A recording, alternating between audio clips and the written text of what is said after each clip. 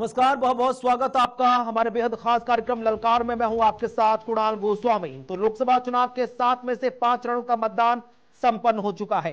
5 चरण की वोटिंग के बाद भारतीय जनता पार्टी की अगुवाई वाला एनडीए और विपक्षी इंडिया ब्लॉक दोनों ही अपनी अपनी जीत के दावे ठोक रहे हैं। बीजेपी 400 से ज्यादा अधिक सीटें जीतने का दावा कर रही है, तो वहीं इंडिया ब्लॉक भी अपनी जीत के दावे कर रहा है। दोनों गठबंधनों के अपने अपने दावे हैं। दावों के दौर में बात पिछले चुनावों की भी हो रही है। एनडीए और इंडिया दोनों ही गठबंधनों का फोकस इस बार उन सीटों पर अधिक रहा जहां जीत हार का अंतर कम रहा है। 2019 के चुनाव में देश की 543 में से 30 सीटें ऐसे सामने आई जहां जीत हार का अंतर 30,000 वोटों से कम रहा। इनमें से कई सीटों पर वोटिंग का जो अंतर है 10,000 से कम पाया गया। वहीं कुछ पर मतदान अभी हो चुका है, कुछ पर मतदान होना बाकी है। सत्ताधारी और विपक्षी दोनों ही गठबंधनों ने इन सीटों पर पूरा जोर लगाया है। इन सीटों पर विपक्ष को अपनी जीत की उम्मीद नजर आ रही है, तो वहीं बीजेपी और एनडीए को मार्जिन बढ़ाने की फिक्र है। पिछले चुनाव में जिन 30 सीटों पर मार्जिन 10,000 से कम था, उनमें अनंतनाग, अंडमान निकोबार, आरामबाग, औरंगाबाद, ओंगिर, चामराजनगर, चिदम्बरम, मालदा दक्षिण, मेरठ, मिजोरम, मुजफ्फरनगर, रोहतक, संबलपुर, श्रावस्ती के साथ विशाखापट्टनम और जहीराबाद सीट पर भी विजेता और उपविजेताओं के बीच वोटों का अंतर 10,000 से कम रहा। क्लोज कॉन्टेस्ट में बीजेपी की अगुवाई वाला एनडीए भारी पड़ता नजर आया था, लेकिन इस बार गठबंधन के जीतने और बिखरने के मुद्दों का आरोप प्रत्यारोप का खेल जारी है। जहां पीएम मोदी ने बिहार के मोतिहारी में जनसभा की और कहा कि चुनाव बाद गठबंधन परास्त होगा, वहीं दिल्ली के मुखिया और आम आदमी पार्टी के सुप्रीमो अरविंद केजरीवाल ने कहा कि 4 जून को इंडिया गठबंधन 300 पार जाएगा। अब 4 जून को किसका बेड़ा पार होगा, किसका बंटाधार होगा, इसी पर चर्चा को आगे बढ़ाएंगे। कुछ मेहमान हमारे कार्यक्रम की शोभा बनेंगे, लेकिन उससे पहले ये रिपोर्ट।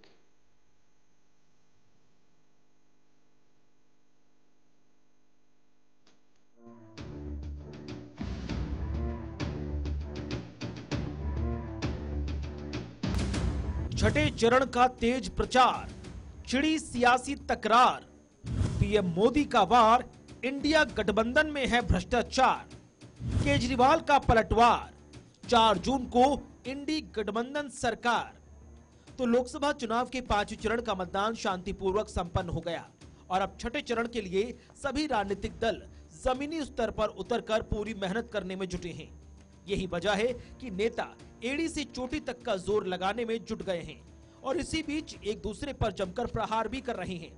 दिल्ली, यूपी से लेकर बिहार तक सभी दलों के नेता धुआंधार रैलियां और रोड शो करके वोट बटोरने की जुगात में लगे हैं और उसी जुगात के आधार पर जीत का दावा भी ठोक रहे हैं। चुनाव में कांग्रेस, आरजेडी जैसे दलों पर जनता जोर का प्रहार कर रही है। 4 जून को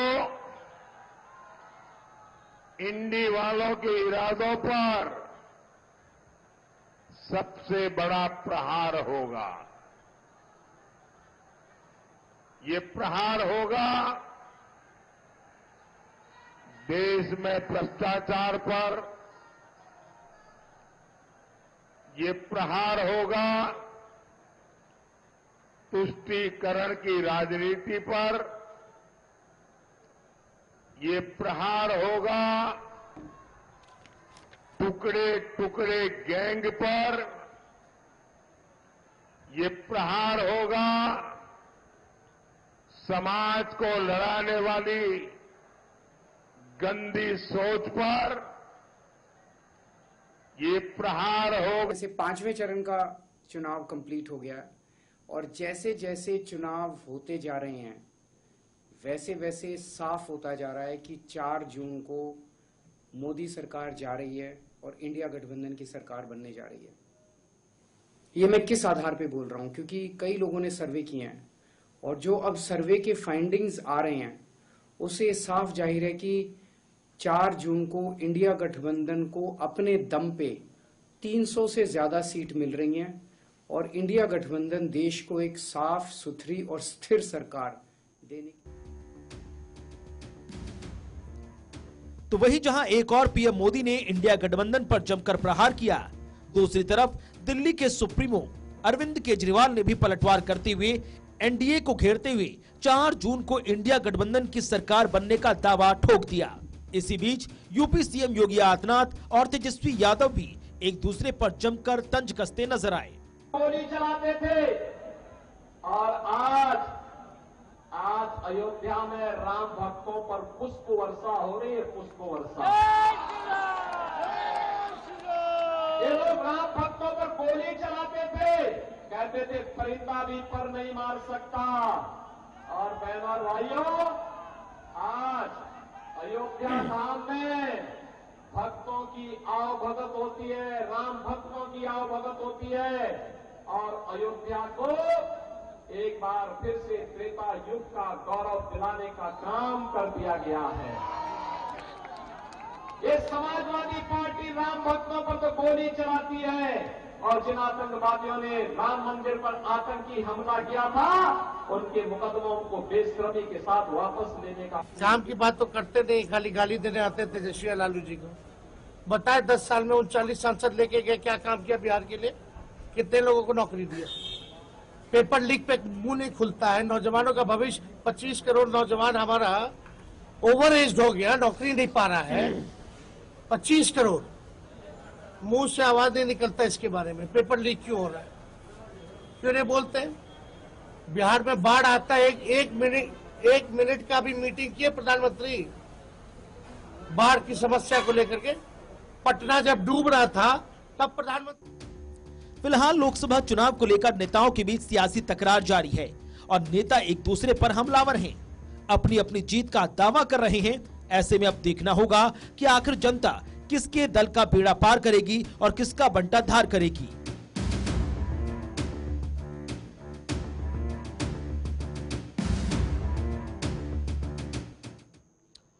तो कुल मिलाकर पहला, दूसरा, तीसरा, चौथा और पांचवा चरण मिलाकर लगभग 428 सीटों पर मतदान संपन्न हो चुका है और छठा सातवां देखा जाए तो लगभग 115 के आसपास सीटों पर मतदान होना बाकी है।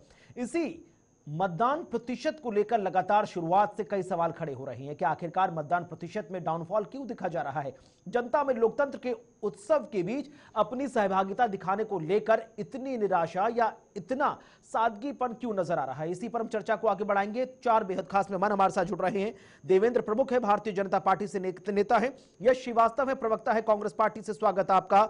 आरजेडी से हमारे साथ प्रमोद सिन्हा है, बहुत बहुत स्वागत आपका। और हमारे साथ वरिष्ठ पत्रकार अमिताभ कुमार भी है, बहुत बहुत स्वागत, शुक्रिया आपका। देवेंद्र जी, शुरुआत आप ही से कर रहा हूं क्योंकि अब तक 5 चरणों का मतदान संपन्न हो चुका है, लगभग 70 से 75% सीटें निपट चुकी हैं। लगातार वोटिंग प्रतिशत को लेकर भारतीय जनता पार्टी पर सवाल उठ रहे थे कि आखिरकार वोटिंग परसेंटेज नीचे जा रहा है, इसका बीजेपी को नुकसान होगा या कांग्रेस को ज्यादा नुकसान होगा। तो आपने कहा कि भाई हमारा वोटर जो है वो एकमुश्त है, एकजुट है, मोदी की गारंटी पर भरोसा करता है और वो निकल रहा है। लेकिन 5वें चरण का जो कुल मतदान प्रतिशत आया वो पिछले 4 चरण से भी कमजोर था। तो अब ऐसे में 400 पार की संभावना कितना जोर पकड़ रही है या कमजोर पड़ रही है? कुणाल सर, जो वोटिंग परसेंटेज की बात है उस पर जो बात हम बोलते हैं, या माननीय प्रधानमंत्री जी ने भी बोला है कई बार, हमारी तरफ से जब बात आई है, हमारे नेशनल जो लीडर हैं उन्होंने सबने तथ्य के साथ बोला है, क्योंकि हमारे पास एक ऐसा फेस है, एक ऐसी गारंटी है कि हमारा वोटर जो है वो पूरी मजबूती के साथ खड़ा हुआ है। पूरे इंडिया गठबंधन को उठाकर देख लीजिए, सारे जितने दल हैं उनके कार्यकर्ता या उनके नेताओं को यह भरोसा नहीं है कि चुनाव के बाद उनका होना क्या है। तबकि भारतीय जनता पार्टी और एनडीए गठबंधन के एक एक कार्यकर्ता और नेता को यह पता है कि देश के माननीय प्रधानमंत्री नरेंद्र मोदी होंगे तीसरी बार और 400 पार के साथ होंगे। ये जनता का भी विश्वास है, 140 करोड़ लोगों को भी पता है।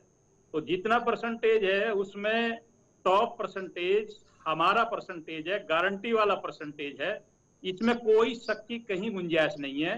विपक्ष के पास ना तो कोई मुद्दा था, न मुद्दा के साथ कोई बोल पाया। पूरे 10 वर्षों में कोई डिबेट इस तरह की नहीं हुई कि जनता की आवाज बनकर उठाएं, जो विपक्ष का काम होता है। उन्होंने कोई चर्चा हमसे कभी नहीं की। चुनाव में आकर इधर उधर की बात करते हैं और भागते हैं मुद्दों को छोड़कर। और ये जो घटनाएं घट रही हैं, इनका सबके जन्मदाता ये थे। ये बार तार होगा भाई, आम बात थी। इससे पहले 2014 से पहले हर चुनाव में हर चरण में झगड़ा होना, हत्याएं होनी, हिंदू मुसलमान होना, चुनाव से अलग दंगे होना, उत्तर प्रदेश जैसा प्रदेश भी 600-700 दंगे जो जल राख हो जाता था।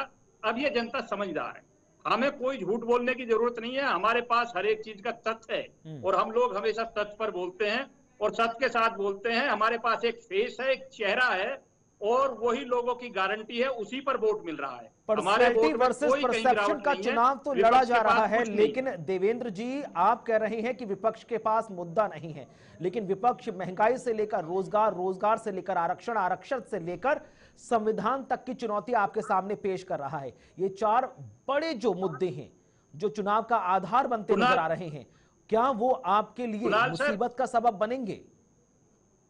कुणाल सर, विपक्ष ये बात अगर उठाने लायक होता तो महंगाई से लेकर चर्चा जीडीपी की क्यों नहीं करी बार बार? आप भाई तुम 1 महीने के अंदर 2 महीने में सारे 14 साल का हिसाब सारे मुद्दे उठा लोगे? भाई आप में दम होता तो कई बार आपको जो मौके दिए थे मीडिया पर उंगली उठाते थे, मोदी मीडिया गोदी मीडिया में लगे रहे और कोई मुद्दा आप उठा ही नहीं पाए। आपके हर चीज का समय होता है ना। आज आप चुनाव की बात कीजिए, आज आपने मैनिफेस्टो की बात कीजिए, आपने क्या किया उसका जवाब दीजिए, आपकी सरकारों में क्या हुआ उसका जवाब दीजिए। अब महंगाई की बात और जिस तरीके की बात आप लेकर आ रहे हैं उसका जवाब दिया, जब तो हम तीसरी बार आ रहे हैं। जवाब देने के लिए यश श्रीवास्तव हमारे साथ मौजूद हैं, जाने माने युवा प्रवक्ता है कांग्रेस पार्टी के। समझ लेते हैं कि आखिरकार यश जी तमाम आरोप इस वक्त कांग्रेस की तरफ, देवेंद्र जी की तरफ से लगा दिए गए हैं, लेकिन वो साफ कह रहे हैं कि 4 महत्वपूर्ण मुद्दे आरक्षण, संविधान, महंगाई और रोजगार, ये मुद्दे कांग्रेस की तरफ से पेश किए जा रहे हैं, लेकिन उसके बावजूद भी आप उस प्रबलता के साथ, प्रधानमंत्री जी ने गारंटी के साथ बोला है कोई मुद्दा नहीं है, ठीक है, डिबेट के हिस्सा है, बोल रहे हैं आपको। ये माननीय प्रधानमंत्री जी ने क्लियर कर दिया, बेवजह की बातों से कुछ नहीं होने वाला। ठीक है, अब यश जी का होनी चाहिए। ठीक है सर, ठीक है, आइए तत्पर बात करें। यश जी का जवाब सुन लीजिए। सबसे पहली बात, ये जो सज्जन यहाँ बैठे हैं इनको बता दीजिए या तो ये खुद अनभिज्ञ हैं या फिर ये प्रशंसा करने में अंधेपन तक पहुंच गए हैं, क्योंकि प्रधानमंत्री खुद जो इतना ये बोल रहे हैं उस पर प्रधानमंत्री को खुद कॉन्फिडेंस नहीं। एक दिन प्रधानमंत्री बोलते हैं जिस दिन मैं हिंदू मुसलमान करूंगा वो मेरे सामाजिक जीवन के लिए अंत है, और उसके अगले दिन, उसके पिछले दिन, दोनों दिन और आगे पीछे जितने दिन होते हैं साहब, हिंदू मुसलमान से भरा पड़ा है उनका करियर 2002 के पहले से लगा के आज तक।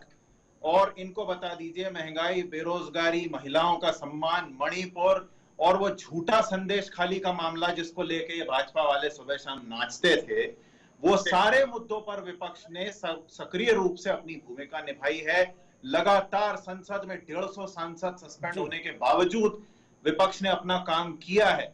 इनको याद दिलाइए, ये भाजपा वाले, इनका दोष नहीं है, पूरी भाजपा आरएसएस एक तरह के हेलुसिनेशन में जीती है। इनको लगता है कि भाई डॉलर जो है वो 1 रुपए का है। इनको मैं बता देता हूं कि अभी जो रेट चल रहे हैं, जो पाउंड है वो 103, 104 रुपए भी चल रहा है, इनको बता दीजिए। और ये पता नहीं किस आदमी की पूजा में लगे रहते हैं, ऐसा आदमी जिसको वो बात नहीं पता जो 6 साल के बच्चे को पता है।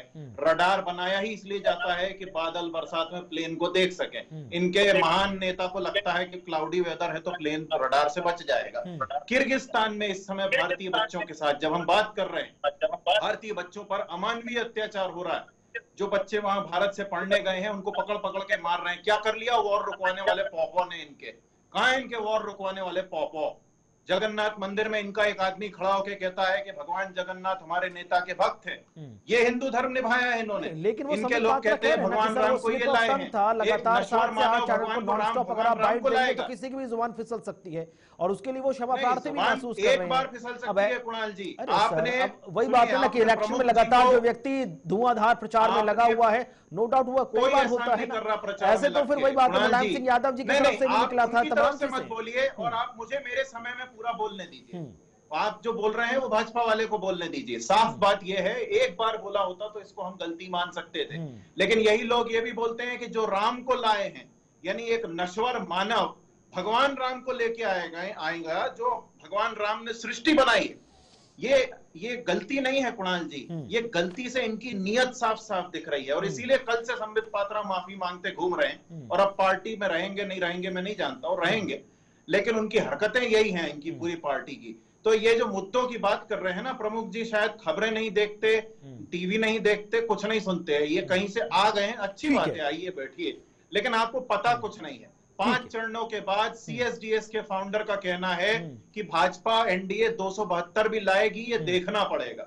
इनको बताइए 400 की बात अब कोई नहीं। आप ही के सहयोगी अरविंद केजरीवाल जी तो कह रहे हैं ना कि भाई 300 पार जा रहा है इंडिया गठबंधन 400 के 4 जून के बाद। ठीक है देवेंद्र जी, अपना रिएक्शन छोटा सा दे दीजिए, उसके बाद मैं प्रमोद सिन्हा जी के पास जाऊंगा। चलिए बहरहाल छोटा सा ब्रेक ले रहे हैं, ब्रेक के बाद लौटूंगा तो देवेंद्र जी सीधा आपके साथ जवाब सवाल रहेगा। छोटा सा ब्रेक, जल्द हाजिर होंगे।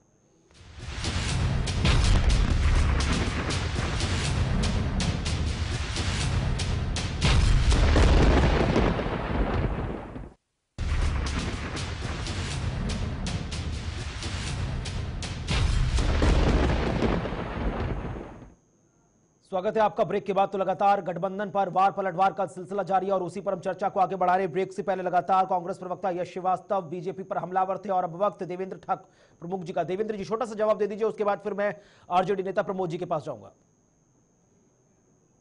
मैं डिबेट का हिस्सा बनकर व्यक्तिगत कभी किसी को नहीं ललकारता और होना भी नहीं चाहिए। इस तरह कांग्रेस के मित्र ने हम पर सवाल उठाया कि हमें पढ़ के आने की जरूरत है, सीख के आने की, तो पहले तो ये बता देता हूँ कि 4 डिबेट तो डेली है ही है, बाकी आप लोग बता देंगे, सर्च कर लेना। दूसरी बात ये रही कि डिग्री तो आपके नेताओं के पास भी बड़ी है और आपके पास भी बड़ी होगी, पर डिग्री और क्षमता में थोड़ा अंतर है।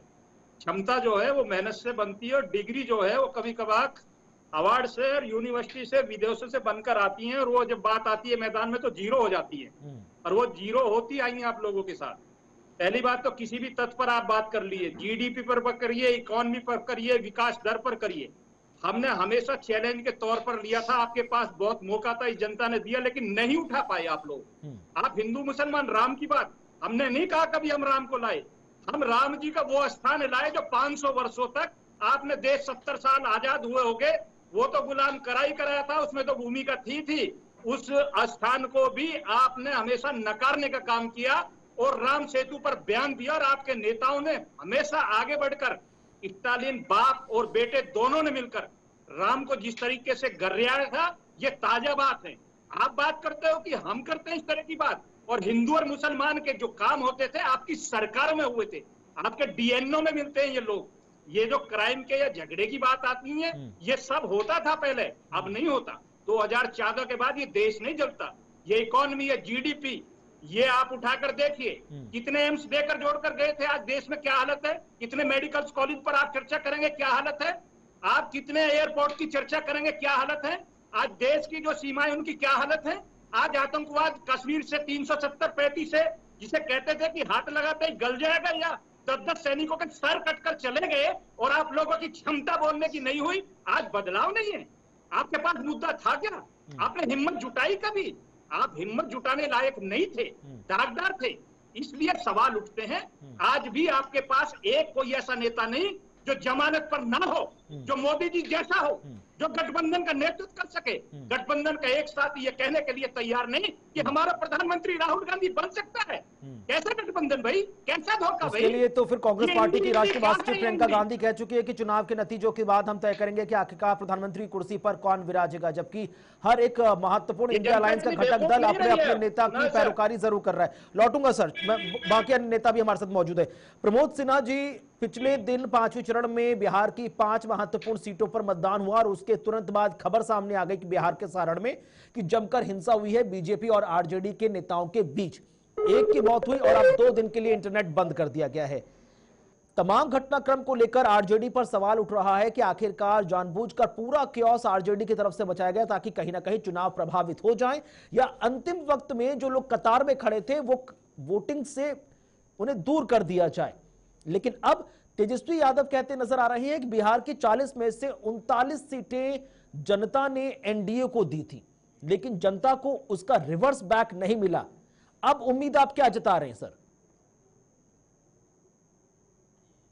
पहले आप ही की बात का जवाब दे देते हैं, उसके प्रमुख जी जो बोल रहे थे उस पर भी हमको कुछ समय दीजिएगा बोलने का जी। जिस प्रकार से 5 चरण में मतदान हुआ है और 5 चरण में जिस प्रकार से मत प्रतिशत में गिरावट आई है, कहीं न कहीं लोगों में, जनता के मन में सरकार के प्रति एक उदासीनता का भाव है, एक आक्रोश है। जो ज्वलंत मुद्दे थे उन तमाम ज्वलंत मुद्दों को लेकर के, जो जन सरोकार के मुद्दे थे उन तमाम मुद्दों को लेकर के जनता के में जो आक्रोश था उसका प्रतिफल है, उनकी उदासीनता जो देखने को मिल रही है।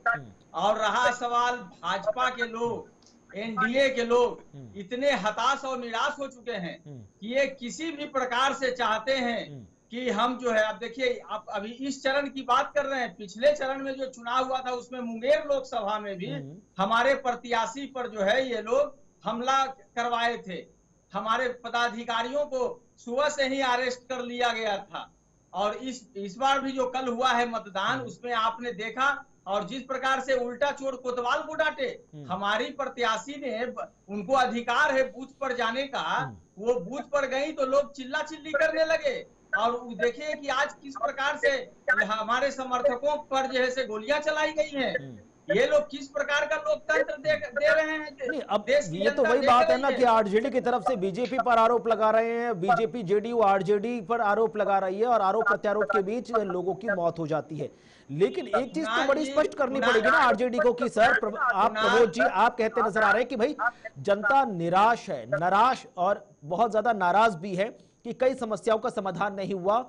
अगर जनता नाराज होती तो फिर बढ़ चढ़कर मतदान होता, क्योंकि आपने शुरुआत में कहा ना कि लगातार वोटिंग परसेंटेज गिरता जा रहा है, तो वोटिंग परसेंटेज भी गिर रहा है और जनता में गुस्सा भी है, तो बात कॉन्ट्रडिक्ट हो जाएगी। ठीक है कुणाल जी, आप सुन लीजिए पूरी बात को। ये हमेशा देखा गया है कि जब भी सरकार के प्रति लोगों में उदासीनता का भाव रहता है तभी वो बढ़ चढ़ करके मतदान नहीं करते हैं। हमारे नेता आदरणीय तेजस्वी प्रसाद यादव जी ने जन सरोकार के मुद्दों को लेकर के ही जनसभाएं करने का काम किए हैं। 24 जन वचन, जिसमें देश के जो ज्वलंत मुद्दे थे उन तमाम को समाहित करने का काम किए। देखिए कि 10 वर्ष से, अब हम प्रमुख जी की बात का जवाब दे देते हैं, 10 वर्ष से इनकी सरकार है, 30 लाख सरकारी नौकरियों की रिक्त पड़े हुए हैं। हमारे नेता ने वही कहा है कि हमारी सरकार बनेगी तो 30 लाख जो रिक्तियां हैं उसको भरेंगे। उसके अलावा हम नए पदों का सृजन करके भी सरकारी नियुक्तियां 1 करोड़ देने का काम करेंगे। ये बात बिहार के परिप्रेक्ष्य में इनके जो घोषणा पत्र में था कि बिहार को विशेष राज्य का दर्जा देंगे, बिहार को इन्होंने क्या दिया है। आईएलओ का जो रिपोर्ट है उसमें आप देखिए कि 83% देश का युवा बेरोजगार है। हंगर इंडेक्स में हम 111वें नंबर पर है, हमारे पड़ोसी मुल्क भी हमसे बेहतर स्थिति में है। मानव विकास सूचकांक में हम 134वें नंबर पर हैं। अब सर क्वालिटी ऑफ लाइफ के साथ साथ हंगर इंडेक्स की अगर बात करें तो आप उन कंट्रीज से कंपेयर करने लग जाते हैं जिनकी जनसंख्या हमारे मुताबिक, हमारी तुलना के हिसाब से हमारी 1/4 भी नहीं है सर। तो उन तमाम चीजों को भी देखना होगा। ठीक है, मैं लौटूंगा आपके पास। लेकिन अमिताभ जी, अक्सर कहा जाता था कि साम दाम दंड भेद इन तमाम रणनीतियों का अपनाया जाता है, लेकिन चुनाव को या कहीं ना कहीं युद्ध को अपनी तरफ किया जाता है। लेकिन अब एक नई परिभाषा निकलकर सामने आई है कि छल, बल और अकल, इन सब का इस्तेमाल भी जमकर किया जा रहा है ताकि चुनाव को अपने पक्ष में लाया जाए। इंडिया वर्सेस एनडीए का जो चुनाव चल रहा है, वोटिंग परसेंटेज लगातार गिरता जा रहा है। बीजेपी अश्योर है कि जनता मोदी की गारंटी पर जमकर मतदान कर रही है, जबकि इंडिया अलायंस का यह कहना है कि भाई जनता निराश है और नाराज भी है, जिसकी वजह से वो मतदान कर रही है। तो ऐसे में किसका वोटिंग परसेंटेज बढ़ रहा है, किसका वोटिंग परसेंटेज खतरे में? अमिताभ जी आवाज पहुंच रही है? तो शायद अमिताभ जी तक आवाज नहीं पहुंच पा रही। यश आप हाथ उठा रहे थे, प्लीज अपनी बात कंटिन्यू कर सकते हैं। बात तो ये है कि यहाँ पर सबको बता दीजिए, वैसे मैं ही बता देता हूँ कि यदि ऊंची आवाज में चिल्लाने से किसी को लगता है कि सामने वाला डर जाएगा तो ऐसा है नहीं। आप चिल्लाइए या आप शाखा वाले जो भी हैं वो नहीं, हम चिल्लाते नहीं है, आप चिल्ला चिल्ला के हिस्सा कम रहे, हमारी आवाज। अरे रुक जाइए, हम जो कर रहे हैं बदतमीजी नहीं करते हम लोग। अरे हम पश्चिमी उत्तर प्रदेश के निवासी है, हमारी नहीं कोई बदतमीजी नहीं कर रहा है यहाँ पे। हम दुनिया के सारे बदतमीज एक ही जगह भरे हुए हैं। अरे कुणाल जी ये क्या है? बात है ना यश जी, वो भी शांत हो जाएंगे। किसी को नहीं पराजित कर सकते, तथ्य हो सकते हैं आप पर, बोल सकते हैं। ठीक है देवेंद्र जी, सुन लीजिए उनकी बात। जाइए, वो हम कर रहे हैं, बीच में मत बोलिए। ठीक है, डन। व्यक्तिगत मत जाइए। अभी इन चुनाव के आंकड़ों के लिए एडीआर नाम की एक संस्था की याचिका पर सीजेआई ने कहा है कि जरूरत पड़ी तो हम रात भर सुनवाई चलाएंगे, क्योंकि चुनाव आयोग के डाटा में लगातार संदेहास्पद डेवलपमेंट सामने आ रहे हैं। चुनाव आयोग के पास डाटा ही नहीं है कि कितने वोटर हैं और जब डाटा पब्लिश होता है कई दिनों बाद डिजिटल इंडिया के जमाने में, तो लाखों वोटर की संख्या का अंतर आ जाता है एक एक राज्य में। यूपी में ये लोग पुलिस वालों के जरिए वोटरों को बूथ से दूर रखते हैं, रेड कार्ड इशू कर देते हैं, गांव में उसके जबरन से आई लगा देते हैं। बात सुनने और के लिए डिबेट इस का हिस्सा सुनवाई हम बने। पर जब आप एक अगर तथ्य पर RTI बात करें तो हम बैठकर आपकी बात सुनने के लिए तैयार अरे हैं। बीच में मत बोलिए आप, लेकिन ये जो डाटा है, बीच में मत इस डाटा को कोई सर्टिफाई करता है एक RTI चुनाव के समय में? जवाब में क्या चुनाव उत्तर आयोग प्रदेश ने की कोई कहा ऐसी है कि घटना है हमारे आपके पास कोई डाटा सबूत है इस नहीं चीज है, का? आपको अलग चुनाव आयोग ने कोई ऐसी घोषणा की है? जाकर डाटा निकलवाना पड़ेगा। यदि आप इस डाटा तरह के निकलवाने का काम RTI आप के लोगों का जवाब है, आप चुनाव आक्षेप कर रहे हैं आयोग तो डाटा देता लेकर है, बैठिए तो प्लीज। चुनाव आयोग मैं झूठ बोलो और आपकी बात को सुनने लगूं, चुनाव ये आयोग डिबेट का हिस्सा नहीं होना चाहिए। भूमिका पर संदेह उठना जायज है और इसीलिए आप जो है उच्चतम न्यायालय ने डिबेट करना सुनवाई है, करने तथ्य को के साथ राजी आइए, हुए हैं। डाटा मुख्य लेकर आइए, न्यायाधीश चर्चा महोदय, उठाइए, कोई अब तथ्य है, ये कोई प्रमुख सबूत जी है को अगर तो बोलिए, ठीक है, आपकी बात ऐसे ही सुनी ठीक जाएगी। लाना है, लेकिन आप एक झूठ सेकंड, बोलेंगे, एक डेढ़ सेकंड, बजे की एक बात सेकंड, करेंगे, बटोर व्यक्तिगत लाइए, आदमी को मैं आपकी चैलेंज बात करेंगे नहीं तो होने डिबेट दूंगा। नहीं होगी। ठीक है, वो मेरी विचारधारा आवाज नहीं को होगी। केवल ये जैसे मैं चैनल बोल के रहा जरिए हूं, आपको दबाना जैसे पड़ेगा। मैं बोल रहा हूं कि नहीं तो हमारी मैं आपको सरकार नहीं ने बोलने सर, दूंगा। कोई किसी की आवाज नहीं दबा रहा, इसीलिए मैं आपको नरेंद्र म्यूट नहीं कर रहा, उनको भी म्यूट नहीं कर रहा। भाजपा रहने के लिए घर दिए हैं, सब झूठे 14 हैं। करोड़ लोगों आप को लोग किसान सुन सम्मान लीजिए ना, निधि दी यस है, जी, एक 5 सेकंड, करोड़ लोगों को आयुष्मान भारत के हिसाब से इलाज दिया है। दबाना मैं बोल रहा हूं जानते सबके हैं। साथ, आप आप बोलिए लोग ना लोगों की कि आपने आस्था से कौन सी खेल चीज रहे उठाई हैं, है। भगवान भाई की जगह हमारे लेना पास बहुत चाहते कुछ हैं है, आप लोग। हमें झूठ आपके बोलने की घटिया जरूरत नहीं नेता है। खुद हम को लोगों ने भगवान विकास बताते किया, हैं। काम किया, लेकिन शिक्षा जज जी, का आज काम के है। मारने वाला डिजिटल जो वर्ल्ड नहीं में तो टिकट तमाम लेके चीजें बैठा हुआ ऑन है। रिकॉर्ड है, उसमें कौन कितना झूठ बोल सकता है और कितनी मॉर्फिंग हो सकती है, उसके लिए भी तमाम सबूत और आधार मजबूत हैं। ठीक है, आप अपनी अब बात पूरी कर लीजिए, उसके बाद मैं फिर देवेंद्र जी को वक्त दे दूंगा, लेकिन प्लीज क्रॉस टॉक मत कीजिए, ऐसे में जनता तक कुछ नहीं पहुंच मैं पाता क्रॉस है। टॉक नहीं कर रहा हूं कुणाल जी, आपने इतनी देर बाद इंटरवीन किया है जब ये देवेंद्र जी पता नहीं, क्या मैं बोले जा लगातार रहे फिर हैं, उनकी कोई बात भी वही बात है, टिप्पणी नहीं फिर वही बात है। हाँ, ठीक है, तकलीफ देवेंद्र सिर्फ जी, इतनी प्लीज। है कि जैसे ही आप नफरत शब्द बोलते हैं ये इनके लिए पर्सनल हो जाता है, इनके लिए नहीं, पूरी भाजपा आरएसएस के लिए। तो इन चुनाव के चरणों में जिस तरीके से आंकड़े सामने आए हैं कि राज्यों के मतदाताओं में अचानक महाराष्ट्र, आंध्र प्रदेश, केरला, इनमें 10 लाख, 15 लाख, 17 लाख वोटर का अंतर आ जाता है और एक आरटीआई के जवाब में चुनाव आयोग कहता है कि हमारे पास डाटा नहीं है, आप राज्यों में अलग अलग जगह जाके डाटा निकलवाइए। इसीलिए एडीआर की याचिका पर मुख्य न्यायाधीश महोदय तैयार हुए हैं और इसकी सुनवाई रात भर चलेगी, ऐसा उन्होंने कहा है। ठीक है, अब सवाल ये उठता है कि जो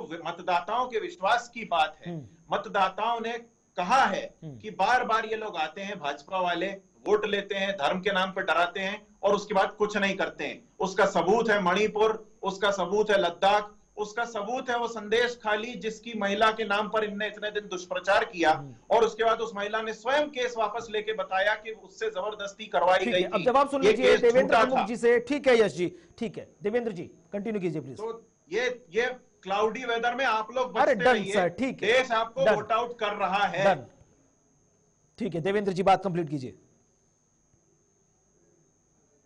बोल रहे हैं और बात आ रही है कि आप तक के साथ हमें पहले नौकरियों का, विकास का, सुशासन का, मैंने इस पर चर्चा की है, फिर मैं एक बार दोहरा देना चाहता हूं कि इस देश में क्या क्या बदला है। एक बार आप देख लीजिए आप में और हम में अंतर क्या है। हम वोट मांग रहे हैं, हमारे पास एक नाम है, एक सपोर्ट है, एक चेहरा है, एक गारंटी वाला सुधा चेहरा है। आपके पास इंडी गठबंधन पर एक चेहरा ही तय नहीं कर पाए अब तक, और चेहरे की वजह से ही जो है बिगर चेहरे के चुनाव नहीं होता। अब ये जनता बहुत समझदार है। ये दुनिया का सबसे युवा देश है भारत। आज दुनिया के सबसे ज्यादा युवा भारत के देश, अकेले भारत में रहते हैं।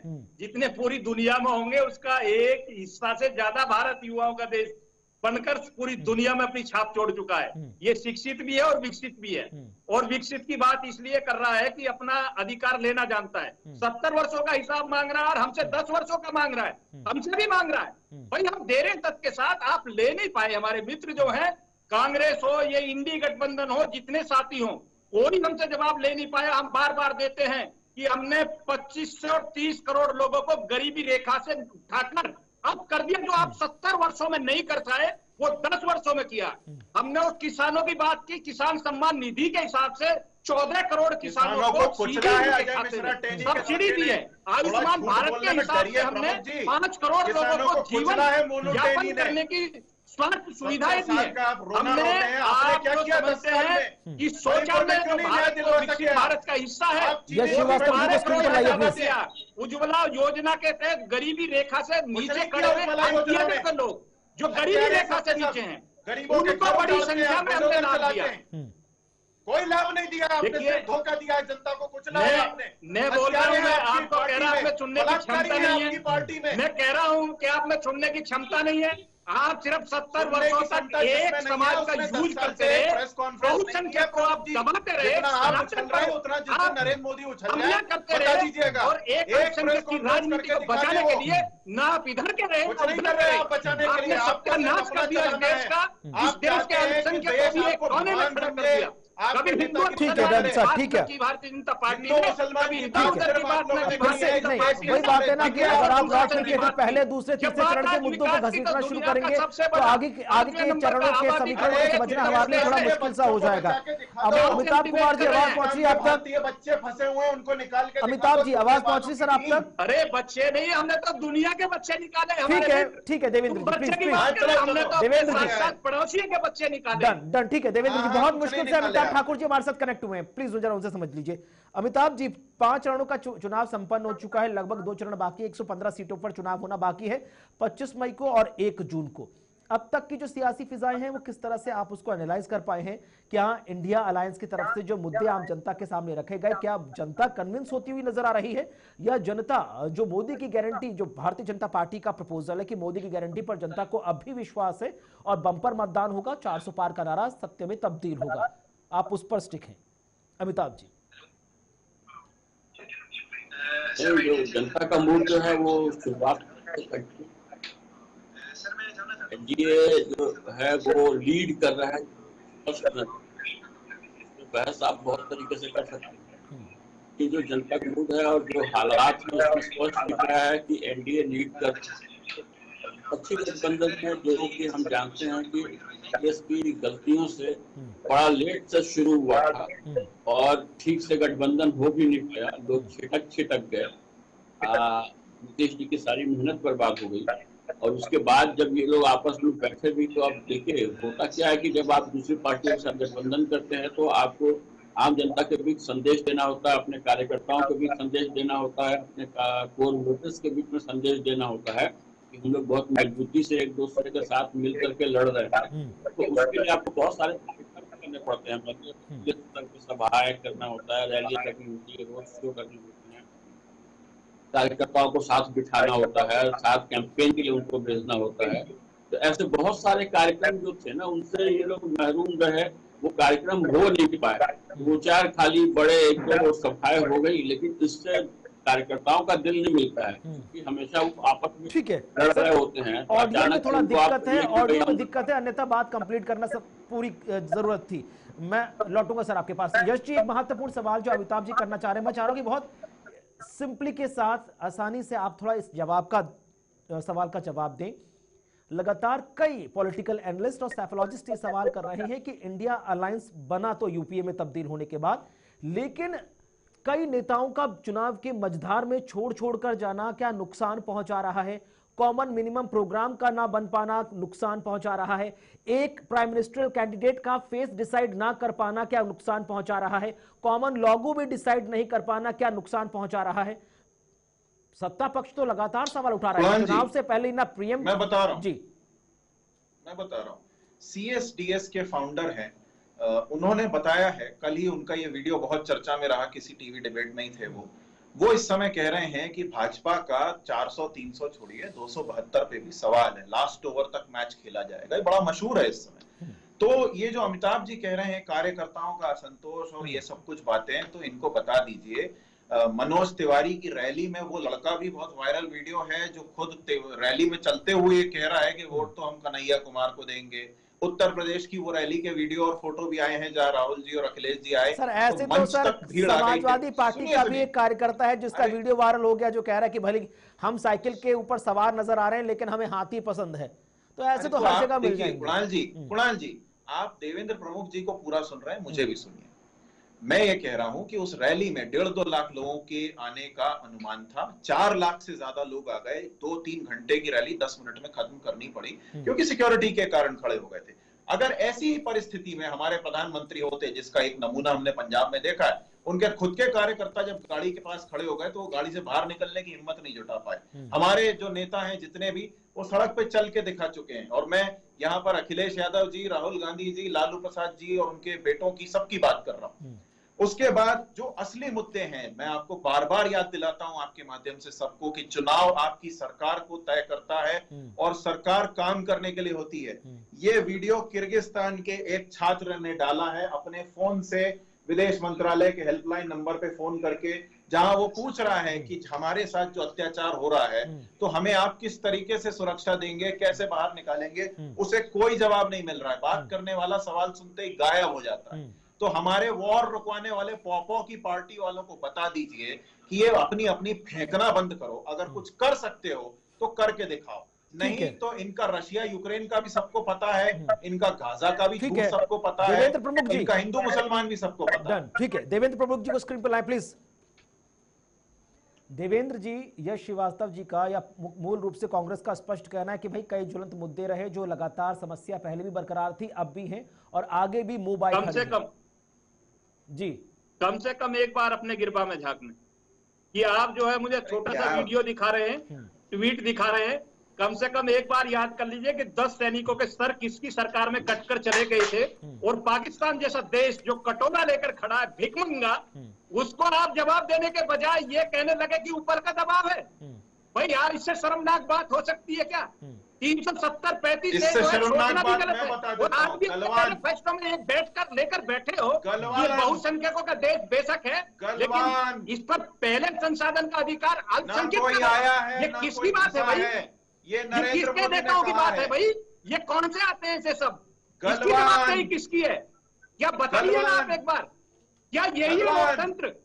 वही बात है ना कि जी आप ऐसे चिल्लाएंगे तो वो भी वो बात नहीं कर पाएंगे। फिर जब आप अपनी बात रखेंगे तो फिर हम, ठीक है, मेरे पास लास्ट के 2 मिनट बचे हैं। ठीक है देवेंद्र जी। बंटवारे के बाद जो हिंदू पाकिस्तान में रहा था 25% से वहां 1.5% पहुंच गया, और यहाँ का 8% अल्पसंख्यक जो है आपका मुस्लिम वाले क्या कर रहे थे? 40% की बात कर रहा है। यही आपकी वाले क्या कर रहे थे? आप क्या जवाब है इसका? वाले ताली बजा रहे थे बैठ के। कभी अगर खड़े बोलते हैं हमारी आवाज कड़ी है, आपको कड़ी लगती है, तो पहली बात है कि तो हमारी आवाज सत्ता के साथ है, और फिर हम देश के ऐसे कोने के हिस्से हैं, वो पश्चिमी उत्तर प्रदेश होता है, आपको कव्वाली करना है, उसमें आवाज कड़ी भी होती है, किसान का बेटा होता है, 1925 में आरएसएस होता है, उस जगह के लोग हैं, उनकी आवाज भी कड़ी होती है। क्यों नहीं लड़ी? क्यों वफादार भी होते हैं, ईमानदार भी होते हैं।